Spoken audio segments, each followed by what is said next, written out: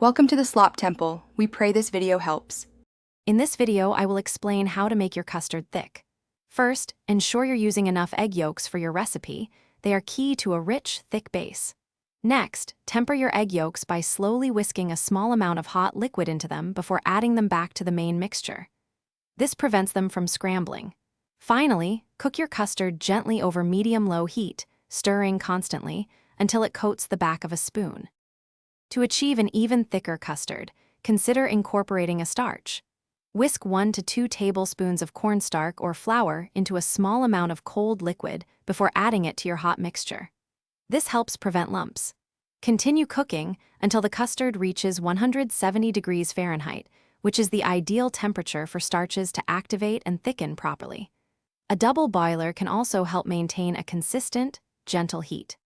Proper cooling is crucial for custard to set. Once cooked, cover your custard with plastic wrap directly on the surface to prevent a skin from forming, then chill it in the refrigerator for at least 4 hours. If your custard isn't firm enough, you can dissolve a small amount of unflavored gelatin and whisk it in.